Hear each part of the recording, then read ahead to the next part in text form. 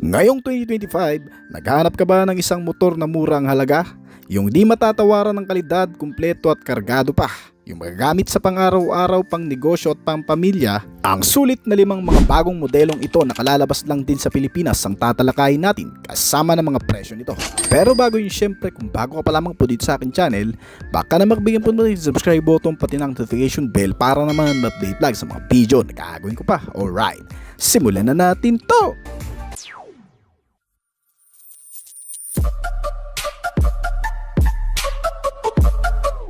Number 1 mula sa Euromotor brand, Daang Hari 186. Isang makabago at sulit na motor na mas mura ang presyo. Sa mga walang pambili ng Kawasaki Barako, ito na yata ang pagkakataon mong magkaroon ng maaasahang motor gaya ng Barako. Ang Daang Hari 186 ay isang perpekto na magagamit particular sa negosyo na ibinebenta ngayon sa merkado. Para sa mga taong naghahanap ng kanilang pampasadang sasakyan, pandeliver, panghanap buhay at pampamilya na kargado at mas moderno, ang manual na motor na ata na ito ang magugustuhan mo. Ito ay mula sa Euromotor na mabibili mo sa Mitsubishi sa presyo na 69,900 pesos only. Ang Daang Hari 186 ay pinapagana ng 4-stroke, single cylinder at may kabuuang displacement na 186.8 cubic centimeter. At gumagamit ng 5-speed manual na transmission at may bore-in stroke size na 63.5 by 59mm na kayang gumawa ng 14 horsepower at 8,000 RPM habang may maximum torque na 13.5 Nm sa kada 6,500 RPM.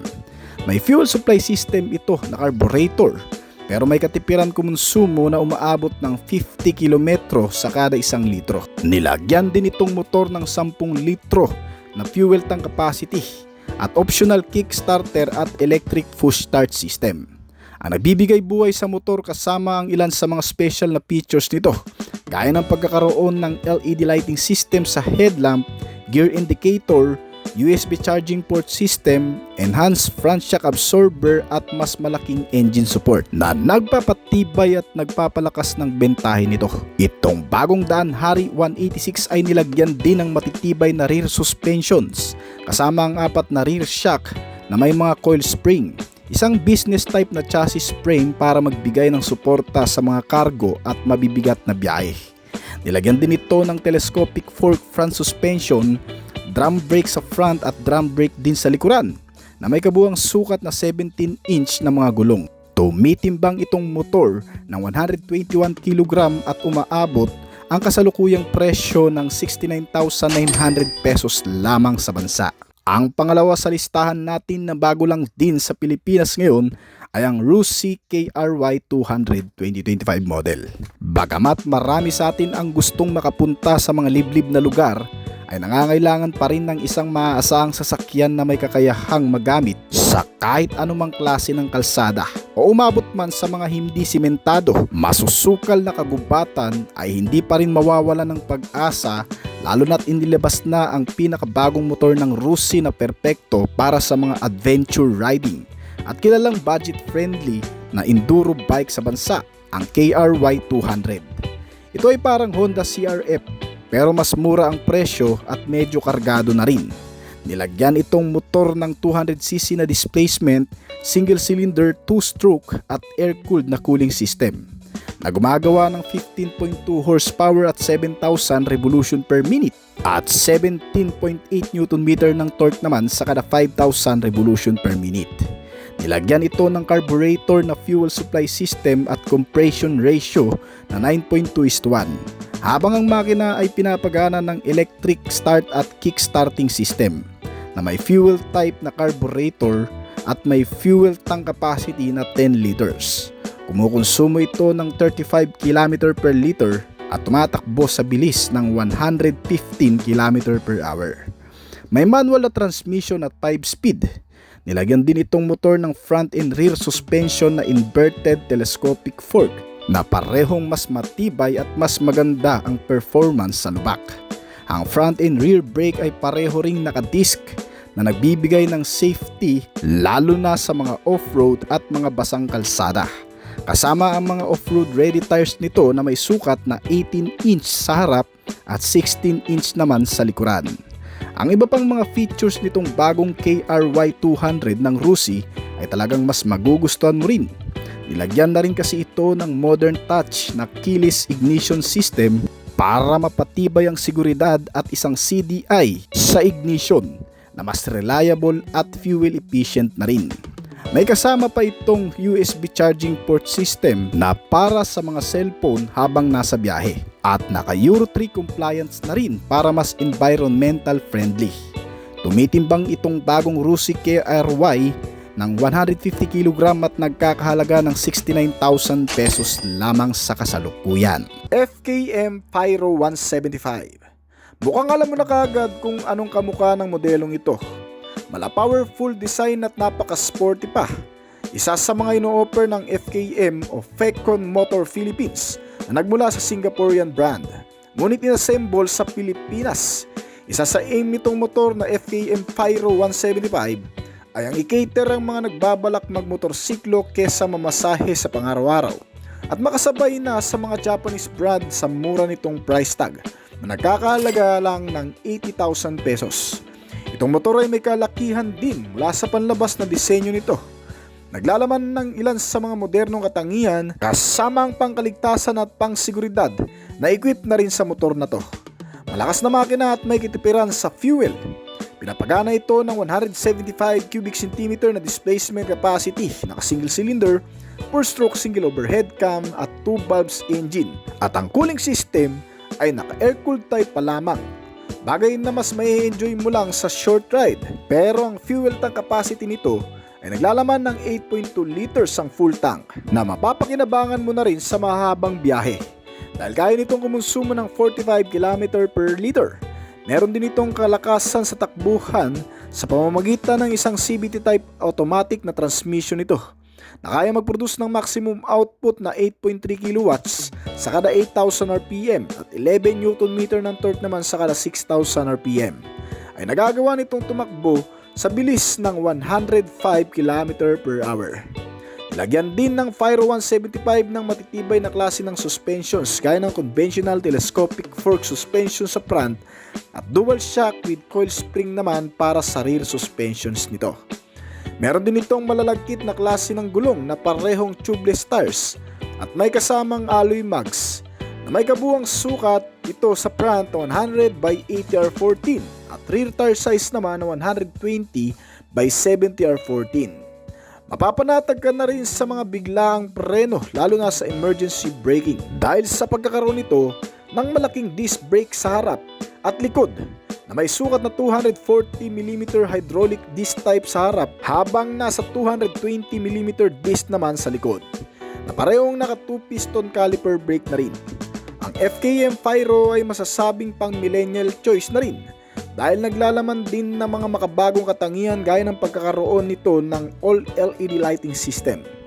Ang headlamp, DRL, signal at tail lamp nito ay mga naka-LED type na.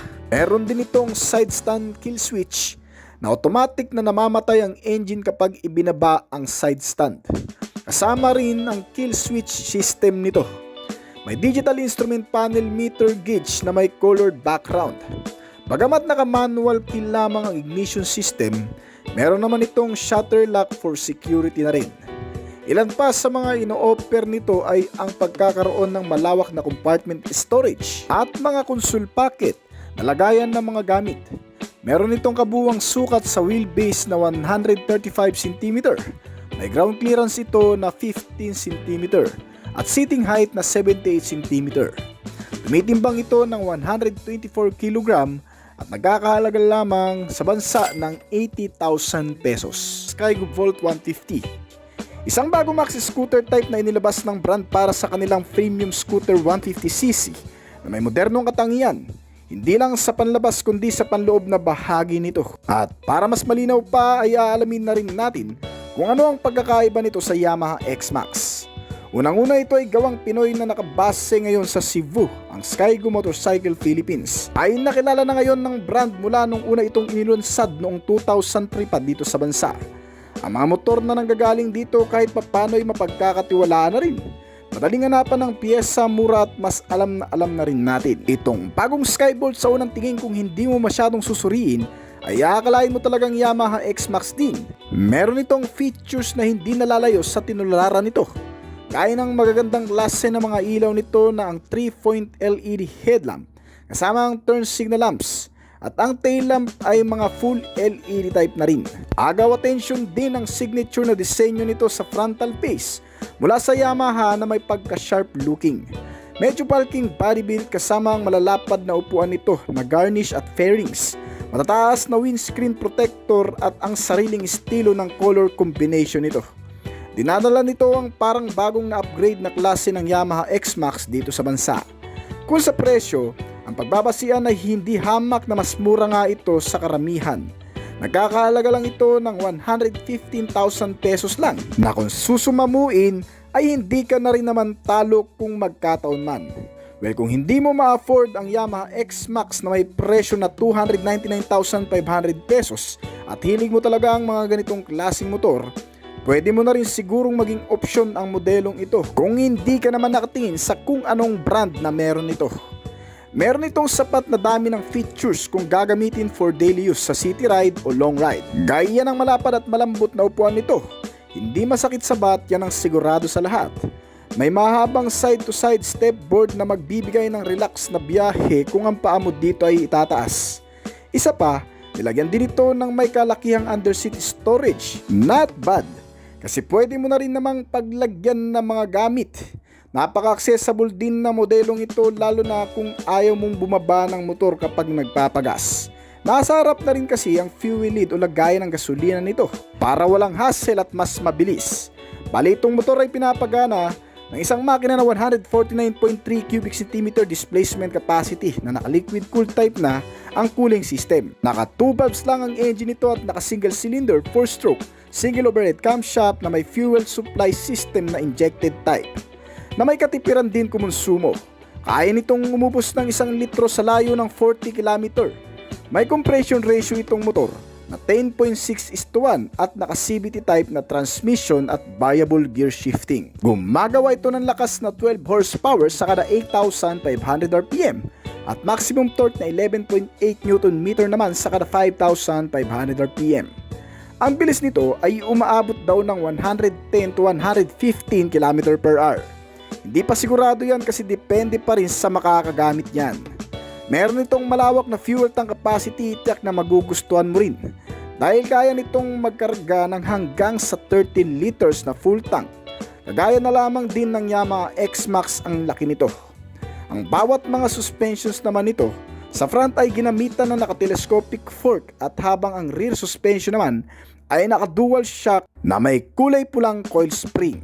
Meron itong magagandang klase rin ng braking system sa front and rear na ginamitan ng parehong naka-disc brake at may malalapad ding mga gulong na ang sukat sa front ay 110 by 70R13 at sa rear naman ay 130 by 70R13 at naka-alloy mags at tubeless tires na rin. Bukod pa dyan, may malaki rin itong instrument meter panel gauge na makikita sa harap. Naka-digital na klase at mukhang mas madaling intindihin. Para sa kabuuang sukat, ito ay may seating height din na 760mm na mas mababa talaga pero may kalapadan. Kaya lang sigurong itaas ng hanggang sa 5'3" ang height at ang bigat naman itong motor ay nasa 141 kg at nagkakahalaga ang kabuuang presyo ng 115,000 pesos lamang. Alright. Rusi Flame 150i. Isa sa mga pinagkakatiwalaan ng mga taong naghahanap ng mas murang motorsiklo sa bansa ay ang Rusi brand.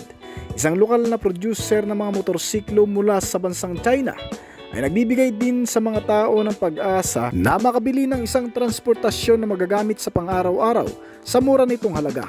Kagaya na lamang ng isang underbone ng Rusi na tinatawag na Flame 150i. Isang bagong motorsiklo na naman na siguradong iyong kagigiliwan, hindi lamang sa nakakabilib na pormahan kundi sa mga nilalaman nito na siguradong iyong magugustuhan.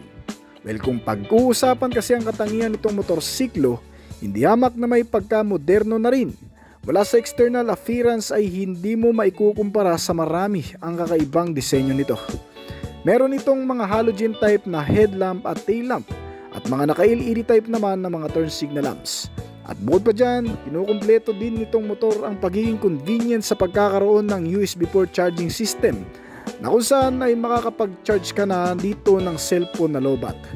Meron itong mga naka-disc brake sa front and rear na braking system na nakatupat caliper piston sa front at mga naka-mags na alloy wheels naman sa pareho nitong gulong na naka-tube tires pa na may kabuwang sukat na 70 by 90 sa harap at 110 by 70 naman sa likuran na parehong may 17 pulgada na laki. Ginamitan din ng modelong ito ng isang telescopic fork na front suspension at isang center monoshock naman sa likod. Pinapagana ito ng 149 cubic centimeter displacement capacity, naka-single cylinder, 4-stroke, single overhead cam at may fuel supply system na electronic fuel injected type na nakakonekta sa isang manual na transmission at may 5-speed na gear shifting na kayang gumawa ng 7.8 kW sa kada 7,000 RPM at 11.5 Nm naman sa kada 5,500 RPM. Ang bilis nito ay umaabot ng 110 to 115 km/h. Sa nipis ng body figure ay siguradong hawiin lang ang mga hangin na makakasalubong nito sa kalsada at madali ring isingit sa matatraffic na lugar. Bukod pa dyan ay nilagyan din itong motor ng naka-digital na instrument meter panel gauge. Nagbibigay ng maraming impormasyon lalo na sa pagmamaneho. Ang Russi Flame 150 ay merong ding 5.5 liter na fuel tank capacity at may katipiran din. Ayon nitong kumonsumo ng 40 km per liter sa city ride hanggang sa 45 km naman sa highway. Ang nagpapagana sa motor na ito ay ang optional na kickstarting at electric push start system para sa madaling pagpapaandar. Meron itong seating height na 770mm at nagkakahalaga sa bansa ng 67,000 pesos. Euro Samurai 155. Isang Euro motorcycle sa madalas na tinatakbuhan ng marami na nagnanais magkaroon ng isang bagong motor sa murang halaga. Para sa kaalaman ng marami, ang Euro brand motorcycle ay sariling brand ng Mitsubishi Philippines na distributor ng Kiwai at SYM at may sariling paggawaan ng motor dito sa Pilipinas. Nanggagaling ang mga spare parts nito o bahagi ng mga motorsiklo nito hindi sa China kundi sa Taiwan. Isang producer at manufacturer na pinagkakatiwalaan na rin ng iba't ibang brand. Dahil ang kalidad nito kung ikukumpara sa Japanese brand ay halos walang pinagkaiba. Gaya ng bagong modelong inilabas nito sa Philippine market, ang Euro Samurai 155. Isang makabagong motorsiklong magbibigay sa masa ng isang pag-asa na siguradong maaasahan, hindi lang sa pormahan na halatang may tinularan kundi pati sa modernong katangian sa murang halaga lang. Well, alam mo naman na siguro kung anong motor ang kamukha nito na Euro Samurai. Katulad ng kaparehong brand, nilagyan din ito ng special features na makatutulong sa iyong pang-araw-araw, kabilang ang naka-full LED type lighting system, kasama ang headlamp na may DRL, mga signal indicator light, at ang tail lamp nito para sa pagpapabuti ng kaligtasan sa madidilim na pagpapaandar. Nakakilis na rin ng ignition system nitong motor, kaya medyo secured at madali ng paganahin. Bukod pa dyan, meron din itong mga convenient features gaya ng bulsa sa harap, under-seat storage at retractable hook na pwedeng pagsabitan at paglagyan ng mga gamit. Kasama din ang USB port charging system nito na para naman sa pagcha-charge ng gadget. Meron din itong LED digital meter panel gauge na magbibigay ng maraming impormasyon tungkol sa pagmamaneho, gaya ng bilis, konsumo at iba pa. Bukod pa dyan, itong motor ay sinamahan din ng matitibay na suspensions gamit ang mga naka-telescopic fork system sa harap at isang single-sided shock absorber naman sa likuran na may kasamang coil spring. Meron din itong magandang safety features sa pamamagitan ng harap at likod na braking system na parehong naka-hydraulic single disc type. At may kasamang combination system sa likuran. Sinamahan din ito ng makakapal at makakapit na tires na maiging gamitin sa mga pagbabanking, malulubak at mababatong kalsada. May sukat ito sa harap na 100 by 80 R14 at 120 by 70 R40 naman sa likuran, na parehong naka-tubeless at alloy mags. Itong Euro Samurai ay pinapagana ng 150 cubic centimeter displacement capacity, naka-single cylinder, per stroke, single overhead cam, at naka-liquid cooled ang cooling system. At ang fuel supply system naman ito ay ginamitan ng EFI o electronic fuel injected type, dahilan para maging matipid din ito sa gasolina.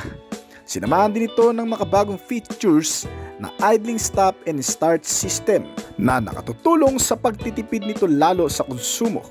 Kaya nitong umubos ng 1 litro sa loob ng 40 hanggang sa 43 kilometro na layo ng tinakbo at may fuel tank capacity na 6.5 liters. Kaya pwedeng pang long ride at sa mahahabang biyahe. Kasama sa mga nagpapagana dito sa motor ay ang isang CVT type transmission nito na gumagawa ng lakas na 10.8 kilowatts sa kada 8,500 RPM at 14 Nm ng torque naman sa kada 6,500 RPM. Ang average top speed nito ay umaabot ng 115 km per hour. At para naman sa kabuuang sukat, may ground clearance itong motor na 11 cm at may kabuuang bigat na 108 kg. Dito sa bansa, nagkakahalaga lamang ang kabuuang presyo nito ng 88,900 pesos na sobrang mura na.